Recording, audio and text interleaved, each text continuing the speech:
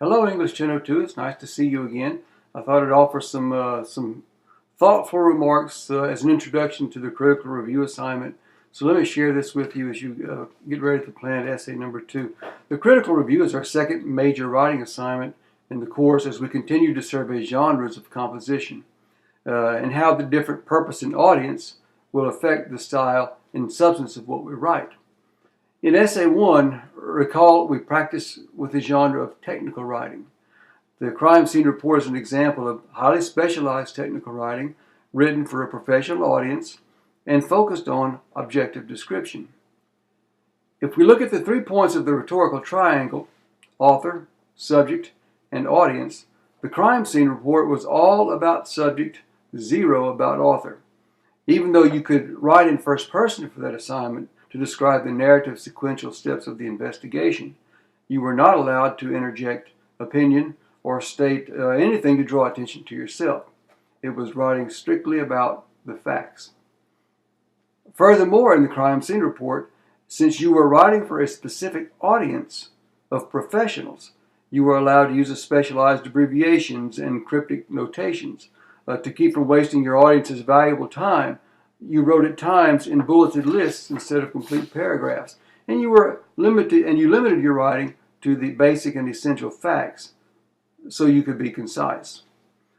Let's move to the critical review. The principal genre of composition the assignment represents is persuasive writing. In this task, the points of the rhetorical triangle will be stretched in different directions from the crime scene report. Let me explain that briefly now. In the first assignment as a neutral observer in the crime scene report, you worked hard to keep your opinion quiet. In the next assignment, as a result, with your own set of preferences and values, you will work hard to express your opinion well. So you, the writer, along with the subject, that is the story that you're going to be writing the critical review about, will be the centers of attention in the piece that you're going to write. Also, the way you regard your audience in the critical review will be much different from the way you regarded your audience in the previous assignment. In the crime scene report, you wrote strictly to inform your audience, certainly not to persuade or entertain. In the critical review, you will write with the secondary purpose to inform, sure, because you will be telling your reader about the story you're reviewing, but mainly, you will write to present your own views. And you're also free on this assignment to entertain your reader. Several examples are provided in my courses. You read 2 sample movie reviews that are posted in Module 3 that illustrate the 2-part format of the assignment. Part 1, a brief synopsis of the plot, and Part 2, the multi-paragraph critical review. You should also explore the links in Module 4 to some blogs and websites that I posted that provide good examples also of critical reviews written about literary topics. As you read all of these examples in view of planning your review, note some of the features of the writing that you're going to be imitating yourself. 1, reviews provide plot synopsis, but not detailed plot summary. It's a major point. Number 2, a critical review may provide informal literary analysis, but not the kind of formal literary analysis that you probably wrote in your English 4 class about Macbeth. Point number 3, the reviewer's voice, in other words, the sound or personality of the words that come through on the page in the writing, is obvious to the reader as you read the critical review. Remember, in comparison to the crime scene report, you didn't want any of your voice to be heard in the words that you are writing. Point 4, the reviewer's tone is midway in formality. The review is written seriously, sure, and it's written to be taken seriously, but the writing can also be entertaining. The writing can be lighthearted.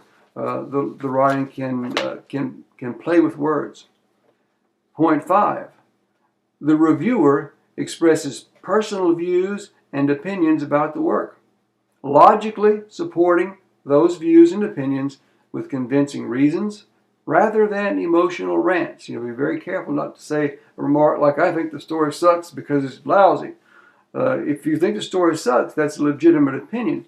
but you're going to have to be able to produce specific reasons that make sense to sustain and support your judgment. Point 5, the reviewer discusses specific characteristics and qualities of the work. You'll notice that in the samples, the two that are posted as Word documents, and also the ones that you'll find linked to websites and blogs.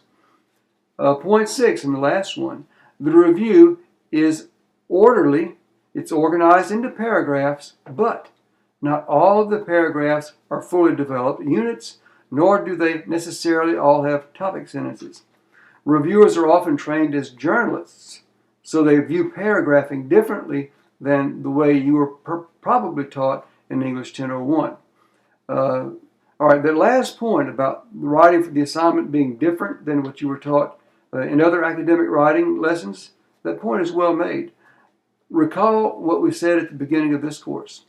English 1002, this class, is going to take you beyond the 5-paragraph theme that you more than likely practiced intensely in English 1001.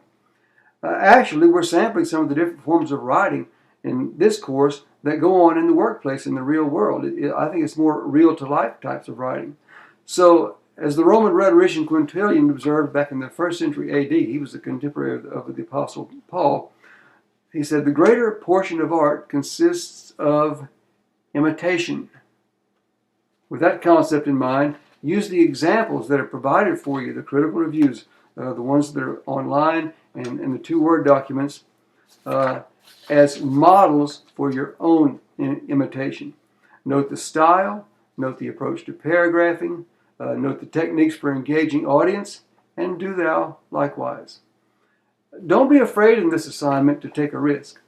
The value of having the peer review and response process in the Look What I Wrote forum is to see how the risk might go over before you actually have to turn it in for a grade. That's a great advantage.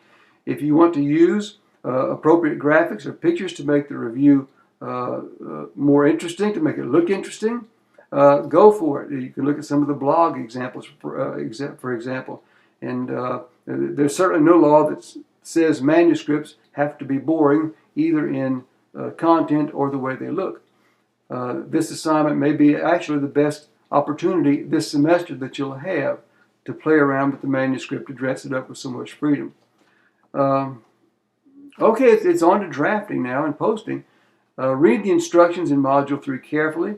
I recommend strongly that you reread the instructions off and on as you draft to make sure you stay on track. And also reread the models, especially 1 or 2 that you find you really like, to help you remember what you're shooting for as far as your own tone, your own style. And finally, remember the cardinal principle of this class. Those who post often and post well earn the best grades because they write the best papers.